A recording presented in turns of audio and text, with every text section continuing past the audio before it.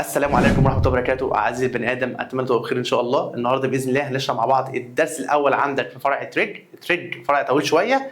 انا عارف ان انت ما بتحبوش في الترم الاولاني، بس صدقني هسهل لك فيه الحل واعلمك ازاي تحل بالكالكوليتر وتنجز حالك. الدرس ده لذيذ بس برضه في حبه رولز كده لازم نحفظها، ويلا بينا نشوف شرح الدرس. الدرس هنا بيتكلم عن حاجه اسمها تريجونومتريك ايدنتيتيز. يعني ايه يا مستر الكلام دوت؟ يعني هو حبه رولز هتبقى عندك في فرع تريج هتستخدمها طول ما انت بتتعلم ماث. هيبدا يقولها لك من دلوقتي. طيب كام رول يا مستر؟ هم 9 قوانين. طيب ماشي يا مستر، انا عشان اعرف احل اسئله الدرس دوت هل لازم اكون حافظ الرول؟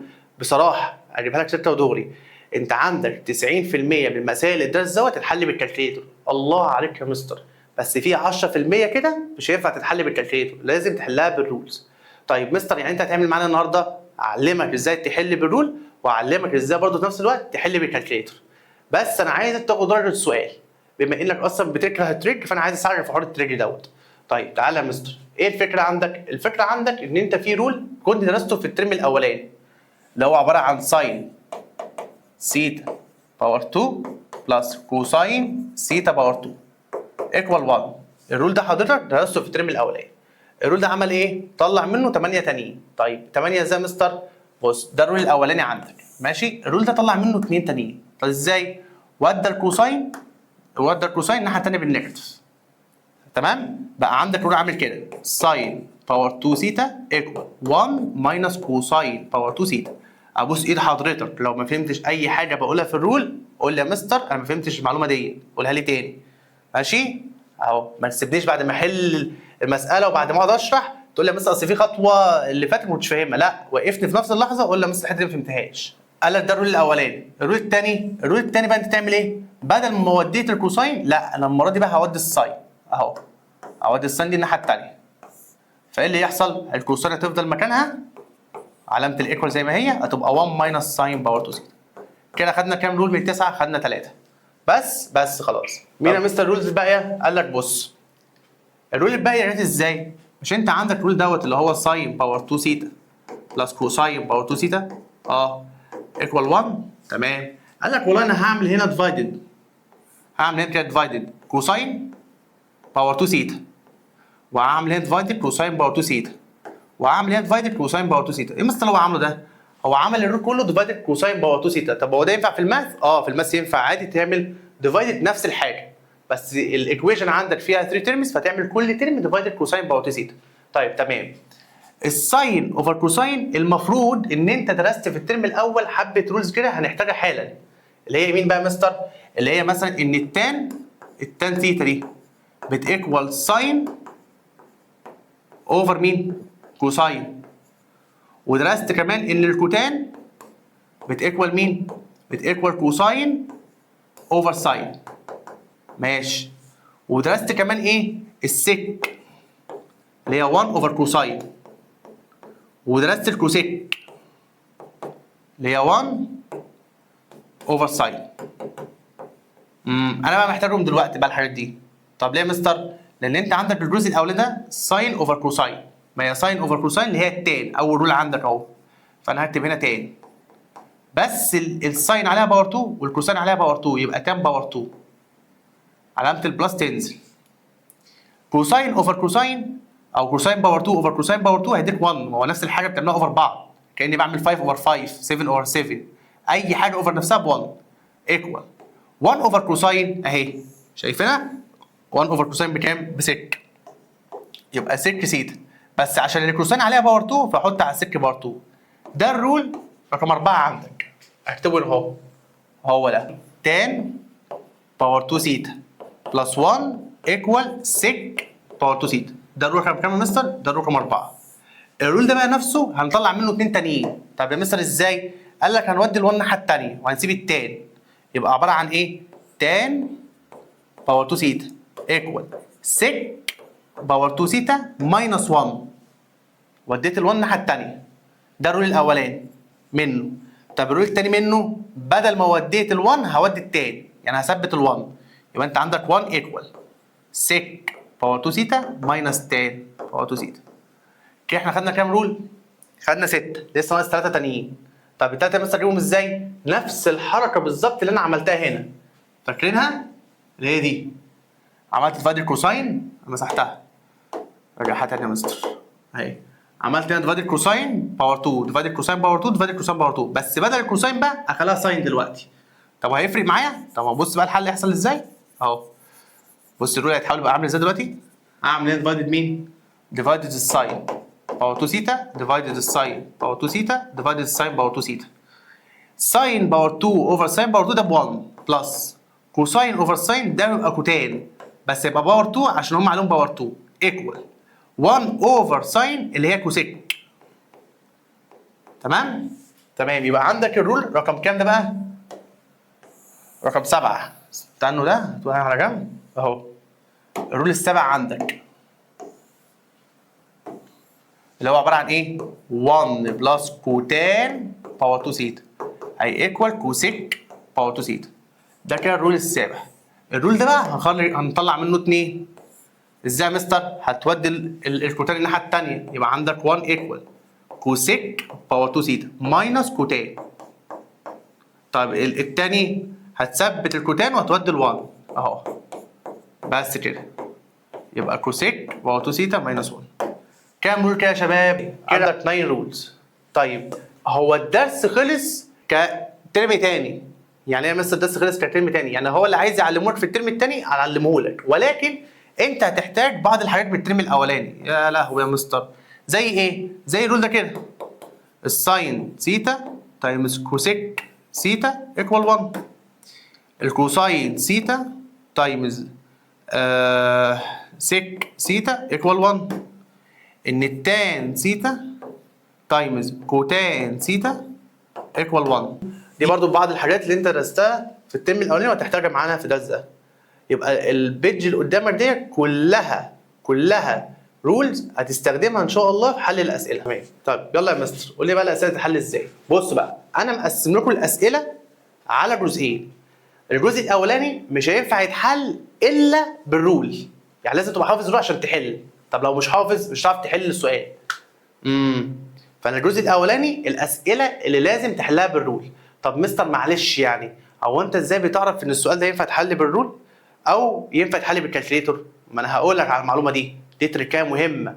هتعرف ساعتها تفرق ان السؤال ده ينفع يتحل بالكالكليتور او ما ينفعش. تمام؟ طيب ازاي يا مستر؟ بص يا معلم، انت بتقرا السؤال، لو لقيته ان هو في السؤال قايل لك على معلومه، قايل لك على جيفن عندك في السؤال، ده مش هينفع يتحل بالكالكليتور. زي السؤال اللي قدامك، في السؤال اللي قدامك هنا بيقول لك ايه؟ بيقول لك تان باور 2 سيتا ايكوال كام؟ اهو تان باور 2 سيتا ايكوال كام؟ ايكوال 15. دي معلومه كده قايلها لك.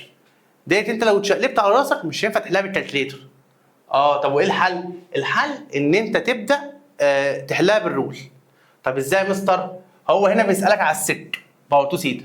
لو انت رجعت معايا ورا كده الرولز اللي عندك، فين الرول بتاع السك؟ اهو شايفينه اللي هو الرول رقم 4 ده. طب السك دي بتيكوال يا مستر؟ السك دي بتيكوال تان باور 2 سيتا بلس 1. تمام؟ طيب تعالى هنا يا استاذ. في السؤال هنا بيقول لك ايه بقى؟ عايز اعرف السك باور 2 سيتا. المفروض انت حفظتيه وتملهولي اللي هو مين؟ تان باور 2 سيتا بلس 1. ده الرول بتاعك. طب ما هو الراجل قال لك ان التان باور 2 سيتا بكام؟ 15. يبقى انا هشيل ده كده احطها 15. يبقى 15 بلس 1 تطلع معاك الاجابه ايه؟ 16. بس كده خلاص. خلصت؟ والله خلصت. مستر ما تهزرش، هو ده والله هو ده. بس انت مش عارف تحل السؤال لو مش حافظ الرول. يعني تعالى انا اهو قايل لك كوتان سيتا ايكوال اوفر 3. طالما قال لك على معلومه كده جيفن مش هينفع تحلها بالكالكليتور، لازما تبدا تحلها بالرول. المطلوب هنا ان هو عايز يجيب سك باور 2 سيتا. لو انت عملت باك كده للقوانين اللي ورا، مش هنبقى نعمل باك بقى كل شويه بقى. اهو عملنا باك. فين السك؟ اللي هي السك باور 2 سيتا اهي، شايفينها فوق اهي، اللي هو القانون السابع ده هو ده 1 بلس كوتان باور 2 سيتا بيكوال كوسيك باور 2 سيتا. تمام؟ تمام. تعالى يا مستر يلا ارجعوا اهو. فهو عباره عن ايه؟ 1 بلس كوتان باور 2 سيتا. ده الرول بتاع الكوسيك. طيب مستر اعمل ايه؟ والله انت المفروض يكون معاك كوتان باور 2. طب ما انا مش معايا كوتان باور 2، انا معايا كوتان بس. على عكس السؤال بتاع المره اللي فاتت كان قايل لك على طول على ال 10 باور 2 فاستخدمتها في الرول، لكن هنا هو قايل لك على الكوتان. طب اعمل ايه؟ اعمل ايه عشان اخليها باور 2؟ ايه الهبل ده يا جدعان؟ اكيد انت عارف هتعمل ايه. هتروح هنا تعمل هنا كده باور 2 وتعمل هنا كده باور 2. فتحولت دي بقى الكوتان باور 2 سيتا، ودي لما تعملها بالكالكوليتر تبقى 1 اوفر 9. بقى معاك الكوتان باور 2 سيتا. تيجي هنا تقول له الكلام ده بيكوال 1 بلس، تشيل الكوتان باور 2 سيتا وتحط مكانها 1 اوفر 9. بس كده تحسب الكالكوليتر وتطلع معاك 10 اوفر 9. خلصت المساله. السؤال اللي بعد كده ساين سيتا بلس كوسيك سيتا ايكوال 5. ماشي يا مستر. اهي دي معلومه. اول لما يكون قايل لك على معلومه في السؤال اعرف ان انت مش هتستخدم الا الرول، مش هتعرف تستخدم الكالكوليتر هنا. طيب ماشي يا مستر، ايه المطلوب منك بقى؟ المطلوب منك ان انت تجيب ساين باور 2 بلس كوسيك باور 2 سيتا. طب دي تعملها ازاي؟ بص يا شباب، انا عارف ان انت لو بتحل السؤال ده لوحدك الحل مش هيجي في دماغك، انا عارف الحل مش هيجي في دماغك، ولكن انا بحله معاك. والسؤال ده فكرته بتتكرر في الامتحانات. فانت لما تعرف طريقه الحل اللي انا قولها دلوقتي خلاص طريقه الحل ثبتت في دماغك، ولو جه حاجه شبهه هتعرف تحله بنفس الطريقه. طب ايه يا مستر الطريقه اللي انت بتقول لي عليها؟ بص يا معلم، انا ملاحظ ان هو عايز الساين باور 2 وعايز الكوسيك باور 2، تمام. بس انا هنا في الجيفن اللي معايا مفيش باور 2، فانا هعمل ايه؟ هعمل عليهم هما الاثنين باور 2. يبقى انا اقول له ساين سيتا بلس كوسيك سيتا ايكوال 5 اهو. ركزوا بقى في اللي هيحصل. تمام. بس انا علشان عايز باور 2 هعمل براكت كده عليه باور 2، واعمل هنا كده براكت باور 2. الغلطه الشنيعه اللي الطالب بيعملها يعمل لي باور 2 كده. بصوا يعملوا باور 2 كده، يعمل لي كده باور 2 وكده باور 2. لا يا ابني ما ينفعش، يا ابني ما ينفعش. انت بتعمل الليفت هاند سايد كله باور 2، ده كله باور 2. وبعدين بقى تعمل سمبليفاي هنا عشان توصل للشكل اللي انت عايزه. يا دي السمبليفاي. طب مستر معلش، يعني هو السمبليفاي اللي هنا هعمله ده معتمد على ايه؟ معتمد على معلومه المفروض انت عارفها 300 مره، اللي هي ايه؟ لو انت عندك براكت في اكس بلس واي اول باور 2. تمام. المفروض ان انت تبقى عارف البراكت ده بيتفك ازاي. الاكس بلس واي عليها باور 2 دي معناها ايه يا شباب؟ معناها ان اللي جوه البراكت متكرر مرتين. اكس بلس واي اول باور 2 دي معناها ان اللي جوه البراكت متكرر مرتين، فانا هكتبه مره ثانيه فوقيها. ماشي. وبعدين تبدا ان انت تعمل الطريقه اللي انا هقول لك عليها. ايه هي يا مستر؟ تعمل اكس ملتبلاي اكس. يبقى اكس باور 2. طب وبعدين تعمل واي ملتبلاي الواي، يبقى بوزيتيف واي باور 2 اهو. اخر ترم هتعمل 2 ملتبلاي الواي ملتبلاي الاكس، يبقى بوزيتيف 2 اكس واي. دي طريقه فكره البراكت اللي عليه باور 2. طب ايه يا مستر العلاقه ده بالسؤال؟ ما هي نفس الحاجه والله، بس هو مكان الاكس عامل ساين ثيتا ومكان الواي فيه كوسيك ثيتا، بس هي نفس طريقه الفك. يعني انا هنا فكيتها كام ترم؟ فكيتها 3، يبقى هنا هتفكها 3 برضه. تقدري تقولي يا مريم بقى افكها ازاي؟ هنكتبها تاني كويس. ماشي يا مريم قالت نكتبها تاني وفيها يا مستر. اهي استنى تبقى بالاسود. ساين سيتا بلس كوسيك سيتا. يلا هنعمل ايه؟ هنعمل ساين تايمز ساين. ساين تايمز ساين يبقى ساين باور 2 سيتا بلس كوسيك تايمز كوسيك. يبقى كوسيك باور 2 سيتا. و2 تايمز كوسيك. يبقى 2 تايمز ساين سيتا تايمز كوسيك سيتا. الله ينور عليك يا بنتي والله.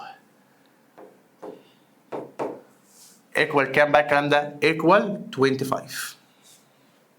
بس كده. بالله عليك يا مستر انت كده وصلت للمطلوب؟ بصراحه لا لسه، بس انتوا ملاحظين حاجه؟ شايفين المطلوب ده؟ شايفينه؟ اهو هو ده هو المطلوب بتاعك. يبقى انا عايز اوصل لده لوحده. طب اوصل له ازاي؟ سيبه زي ما هو، وده اللي انت عايز توصل له. تمام. بلس ال2 تنزل. بالله عليك مش الرول ده قلت لك عليه ب1؟ الثلاثه اللي انا كتبتهم تحت بعض يعني دي مس عباره عن 2 تايمز 1. ما هي 2 تايمز 1 بكام؟ ب 2. يبقى دي سابقه 2 زي ما هي. ايكوال كام؟ 25. حد فيكم مش فاهم ليه بقت 2؟ ماشي. هودي 2 الناحيه الثانيه بالماينس، يبقى عندك ساين باور 2 سيتا بلس كوسيك باور 2 سيتا هتيكوال 23. لما تعمل 25 ماينس 2 تطلع معاك 23، تبقى الاجابه عندك 23. انا بقول لك الفكره دي لما تيجي يعني تقابلك لاول مره مش هتعرف تحلها، بس هي خلاص دلوقتي قابلتك، فلما تجي لك هنا هتعرف تحلها ان شاء الله. طيب تعالى السؤال ده. هنا بيقول لك سيك باور 2 سيتا بلس تان باور 2 سيتا ايكوال كي. ماشي. طالما قال لك على معلومه مش هينفع تستخدم الكالكليتور. طيب ايه المطلوب مني؟ المطلوب مني المنظر ده. طب ايه يا مستر المنظر ده؟ بص يا جدعان، حل السؤال ده معتمد على حاجه اسمها الفاكتورايزيشن، انت كنت درستها قبل كده. طيب ماشي يا مستر، ايه الفاكتورايزيشن اللي انا محتاج استخدمه؟ عشان انت المفروض تبقى عندك المعلومه ان اصلا الفاكتورايزيشن عباره عن حوالي 8 انواع، فهو في نوع منهم اللي هو the difference between two squares هو ده اللي تستخدمه هنا اهو. طب مستر معلش فكرني بالفاكتورايزيشن ده، خدني على قد عقل. ماشي يا عم، بص يا عم، اكس باور 2 ماينس واي باور 2 ده كان بيتفك ازاي؟ لما يكون الاولاني عليه باور 2 والثاني عليه باور 2 بنعمل سكوير روت للاولاني ونعمل سكوير روت للثاني، يبقى اكس ماينس واي براكت اكس بلس واي. دي طريقه الفك بس خلاص. فاهمه ده؟ ايوه. الاكس باور 2 بنفكها اكس واكس. طب لما جيت تبقى اكس باور 4 بقى ماينس واي باور 4 نفكها ازاي؟ الاكس باور 4 عايزين نقسمها 2، ما هنعمل 2 براكت دلوقتي اهو. الاكس باور 4 دي عشان عايزين نقسمها على مرتين، فتبقى اكس باور 2 اكس باور 2. مقتنعه ولا مش مقتنعه؟ ممكن. طب والواي باور 4 نفس القصه، يبقى واي باور 2 واي باور 2 براكت ماينس براكت بلس. بس خلاص. هو هنا انت عندك الاكس عليها باور 4، يعني الفيرست عليه باور 4، السكند عليه باور 4، نفس القصه هنا. بصي الفيرست عليه باور 4، السكند عليه باور 4، فهو نفس الحاجه، بس هي الفرق في ايه؟ ان ديت اكس وواي، لكن هنا سك وتان، بس هتستخدمي نفس الرول. طب هتعمل ايه يا مستر؟ اهي سك باور 4 سيتا ماينس تان باور 4 سيتا هي ايكوال. كل اللي انت هتعمله ان انت هتروح تفك السك باور 4 دي مرتين. السك باور 4 تفكها ايه؟ تفكها سك باور 2 سيتا، وهنا سك باور 2 سيتا.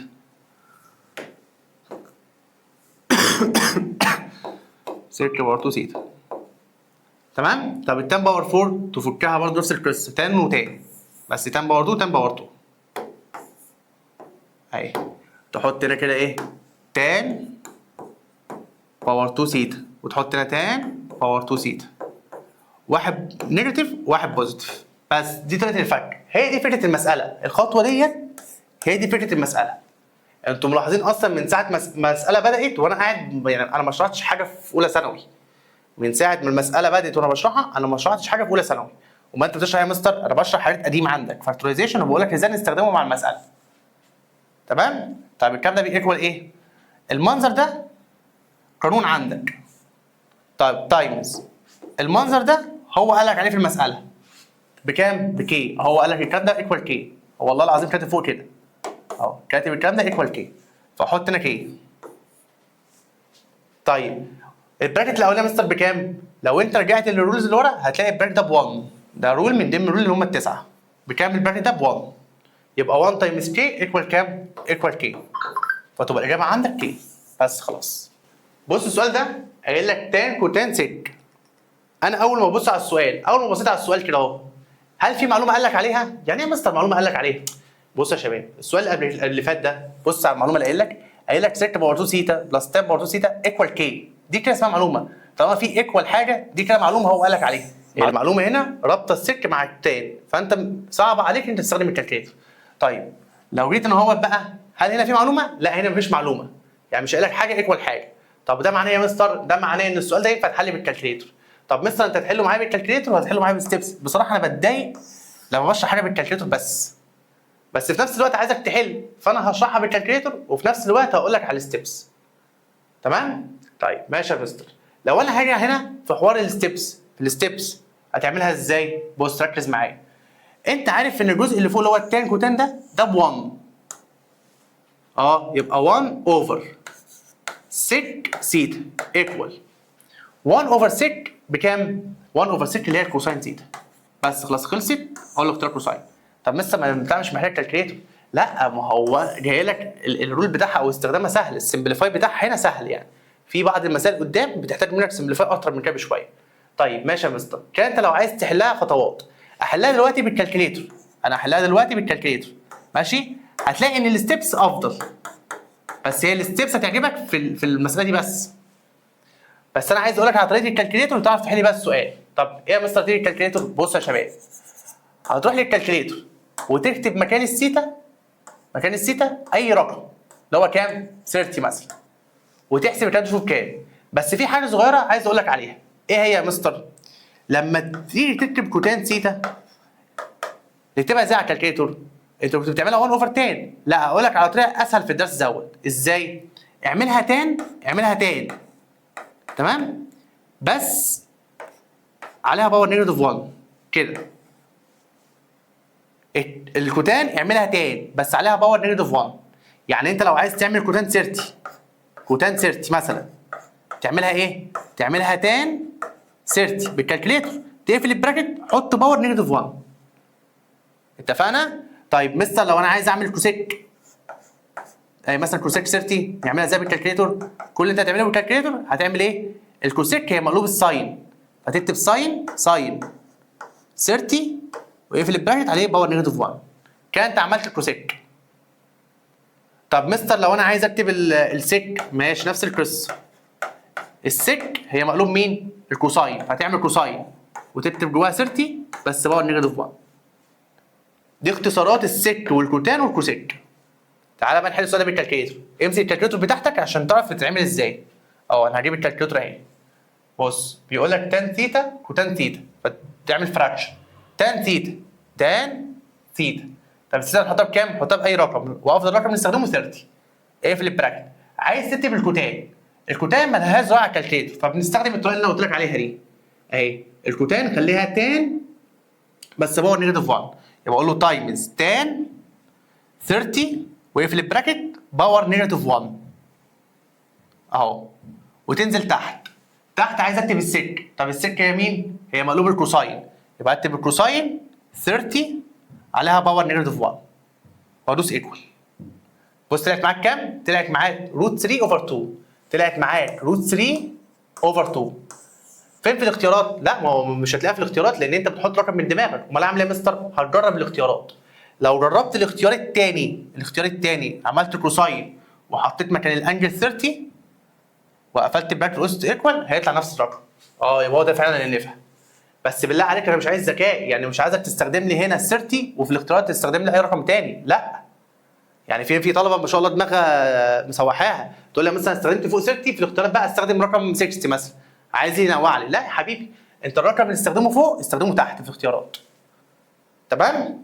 طيب تعالى هنا يا مستر. بص السؤال ده المفروض تحله ستيبس، بس ينفع تحله بالكالكليتر، ومفيش اصلا سيتا تحطها، هي كلها ارقام من حقك تروح تكتبه على الكالكليتر على طول. ماشي، لو انت عايز تكتبه بالكالكليتر اكتبه، هيطلع معاك الاجابه 5. طب لو عايز اعملها بالخطوات، المفروض ان انت تلاحظ ان الجزء ده فيه 5 والجزء ده فيه 5 كومن فاكتور. طب بتعمله ازاي؟ تاخد ال5 كومن فاكتور وتفتح براكت. لما اخد ال5 من البارت الاولاني هتبقى لي منه كوساين باور 2 30. لما اخد ال5 من البارت الثاني هتبقى لي مين؟ هتبقى لي الساين باور 2 30. ماشي، المفروض ان ده رول عندك ب1، ده رول عندك ب1، يبقى تعملها 5. لا، هنا الكالكوليتر اسهل لك بكتير بصراحه، اسهل لك بكتير، خاصه ان هو كلها ارقام. طيب تعالى يا مستر السؤال اللي بعد كده. هل السؤال اللي بعد كده ينفع استخدمه في حوار الكالكوليتر؟ ليه؟ عشان ما قالكش على معلومه، ما ربطش السيتا باي رقم، فهنا خلاص ينفع تستخدم الكالكوليتر. طب مستر هتشرحها بالكالكوليتر ولا هتشرحها بالستبس؟ هشرحها بالاثنين. عايزين نشرحها الاول بالكالكوليتر. هتعمل ايه؟ هتروح للكالكوليتر وتكتب مكانها هنا 30 وهتكتب هنا 30 وشوف الرقم يطلع لك كام، وتجرب الاختيارات كلها، اللي يطلع لك نفس الرقم اختاره. طب يلا يا مستر اهو، روح للكالكوليتر، اوبن براكت، امسك الكالكوليتر واكتب معايا بالله عليك 1 بلس الكوتان ملهاش زرار على الكالكليتر، فبنعملها تان ونكتب 30، نقفل البراكت نعمل له باور نيجاتيف 1، وبعدين اقفل البراكت تاني. خلي بالك عشان هنا الكالكليتر فيها 2 براكت، البراكت الاولاني بتاع التان والبراكت التاني اللي هو الموجود في المساله اللي هو عليه باور 2 اهو. ده كان الجزء الاولاني اللي انا كتبته. لسه بقى الجزء الثاني ماينس 2 ايه اللي مكتوب؟ تايمز كوتان، ما الكوتان هنخليها تان. طيب الانجن نخليها 30 بس ما ننساش الباور نيجاتيف 1 ودوس ايكوال. طلع معاك كام؟ طلع معاك 4. الاجابه مستر طلعت معايا 4. طيب مين في الاختيار اللي مستر طلع 4؟ جرب الاختيارات. انا هجرب الاختيار سي. هجرب الاختيار سي. تعالى مستر جرب الاختيار سي. الاختيار سي يا شباب كوسيك. الكوسيك يعني 1 اوفر ساين او مقلوب الساين. فانا هعمل ساين وهكتب ايه؟ 30. بس هنا بقى في مشكله. ايه المشكله يا مستر؟ هقول لك حالا. ان هي عليها باور 2. طب ما انت مستر عايز تعملها باور نيجاتيف 1 فتعمل ايه بقى؟ تروح عامل كده اهو. عامل براكت بره وهنا عليه باور نيجاتيف 1 كده. بس هتضطر بقى تروح تحط براكت في الاول خالص. اهي شفت عملناها ازاي؟ عملنا ساين 30 باور 2. طب ليه باور 2؟ عشان الكوسيك اللي عندي عليها باور 2. طب ما انا عايز اعمل النيجاتيف 1 خلاص حطها كلها في براكت عليه باور نيجاتيف 1 ودوس ايكوال. يطلع معاك الاجابه ايه؟ تطلع معاك الاجابه 4. يبقى الاختيار بتاعك هو مين؟ هو سي. طب ماشي يا مستر. دلوقتي انت حليتها بالكالكليتر وتمام مفيش مشكله. عايزك بقى تشرحها لي بالستبس من عينيا الاثنين. هشرحها لك دلوقتي بالستبس. تعال اقول لك. امسح بس الكلام ده بقى خلاص. اهو بص يا معلم، انت عندك البراكت ده عليه باور 2 صح؟ ده معناه يا استاذه مريم ان هو اللي جوه ده متكرر مرتين. تمام؟ فك يلا البراكت ده. 1 تايمز 1 ب 1. كوتان تايمز كوتان يبقى كوتان باور 2 سيتا. بلس هتقول له 2 تايمز كوتان تايمز 1 هتطلع معاه 2 كوتان سيتا. عشان 2 تايمز 1 ب 2. ماينس. ماينس مين؟ ماينس الجزء الثاني ده اللي هو 2 كوتان سيتا. هتلاقي ان الجزء ده بوزيتيف وهو بالنيجاتيف نفس الحاجه بيكنسلوا بعض. طب ما كده يا مستر يبقى الجزء الاولاني ده رول عندك من الرول التسعه بتوعك اللي هو مين؟ اللي هو الكوسيك باور 2 سيتا. انا شايف برضو ان طريقه الستبس ما فيهاش حاجه صعبه. بس انت لو مش عارف فكه البراكت شكرا. تمام؟ طيب تعالى السؤال بعد كده اهو. بص المنظر نفس القصه. عايز تحلها بالكالكليتر حلها بالكالكليتر. عايز تحلها بالستبس حلها بالستبس. اعتقد ان انت فهمت حوار الكالكليتر. بس عايز اقول لك على حاجه في حوار الكالكليتر عشان ما تتسوحش. عايز اقول لك على حاجه في حوار الكالكليتر. ايه هي؟ مثلا انا بقول لك مثلا عشان ما اعرفش اطلع كام. لو انت حسبت ديت مثلا طلعت معاك 1 مثلا، اوعى تروح تختار ال1 على طول. طب ليه يا مستر؟ لان احتمال دي تطلع 1 واحتمال دي تطلع 1. طب اعمل ايه يا مستر؟ عوض بالرقم وشوف هتطلع كام. طيب افرض يا مستر عوضت هنا ما طلعتش 1 يعني مثلا طلعت 2 وهنا مثلا طلعت مطلعه 3 خلاص يبقى الاختيار الان هو الصح. انا بشرح لك على اكزامبل لكن مش يعني الحلول اللي انا بقولها دي مش هي الحلول اصلا. طيب افرض يا مستر دي طلعت 1 واللي هناك مثلا طلعت 3. طب ما كان عندي اختيارين فيهم 1 اختار ده ولا ده؟ هتجرب رقم تاني غير ال 30. جرب رقم تاني غير ال 30. جرب رقم زي 60 مثلا. لو طلعت معاك 1 اختار الاختيار الاولاني. طب ما طلعتش معاك 1 هتجرب ال 60 هنا هتلاقي طلع معاك نفس الانسر تختاره. فبالله عليك لو طلع معاك نمبر اوعى تروح تختار على طول من الاختيارات. لازم تجرب الاختيارات كلها عشان ما تتسوحش. طيب ماشي يا مستر. دلوقتي هنحلها كالكليتر ولا هنحلها ستيبس؟ بصراحه انا عايز احلها ستيبس. طيب هتحلها ستيبس ازاي يا مستر؟ اللي فوق ده يا شباب اللي فوق ده المفروض ان هو رول. طب انهي رول؟ المفروض انت عندك رول اللي هو 1 بلس 10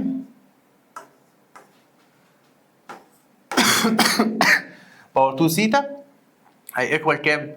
هي ايكوال 6 باور 2 سيتا. تمام؟ تمام. هو هنا عامل 6 ماينس 10 يبقى هو مطلع 10 دي بره.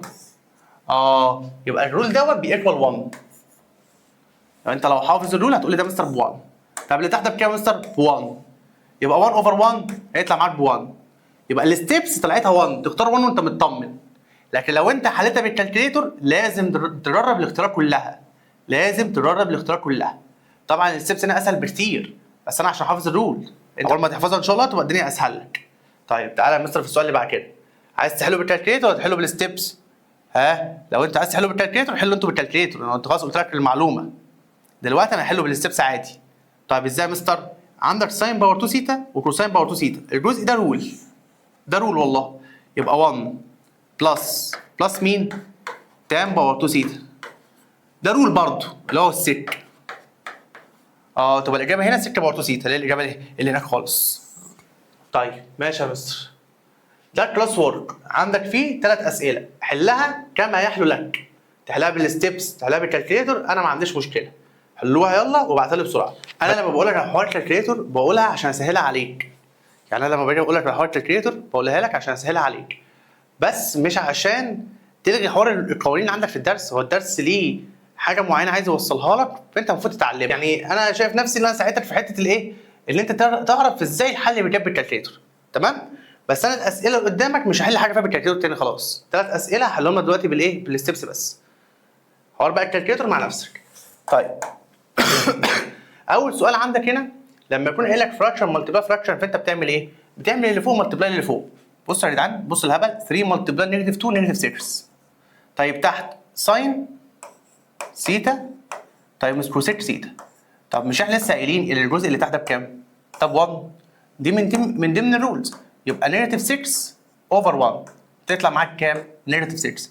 والله انا متاكد مليون في الميه ان انت خدت وقت اكبر من كده بكتير عشان تكتبه على الكالكليتر.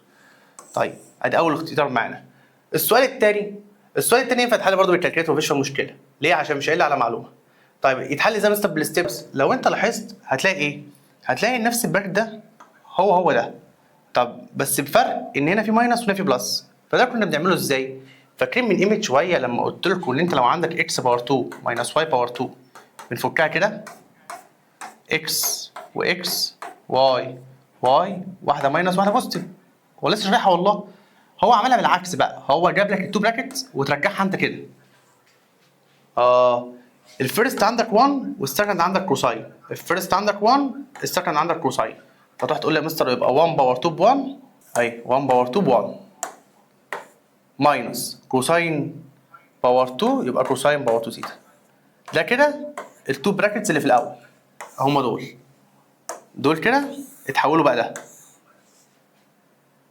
طيب وبعدين البراكت التاني زي ما هو او مش زي ما هو. البراكت التاني ده اصلا رول من ضمن الرولز اللي عندك. طالما في 1 يا جدعان، طالما في 1 يبقى ده رول. طيب يبقى البراكت التاني هو عباره عن تايمز ايه الرول بتاع ده بقى؟ الرول بتاع ال1 بلس كوتان باور 2 سيتا اللي هو الكوسيك. ده الرول بتاعه. طيب ما هي 1 ماينس كوساين باور 2 اللي هو البراكت الاولاني ده، ما ده الرول برضه.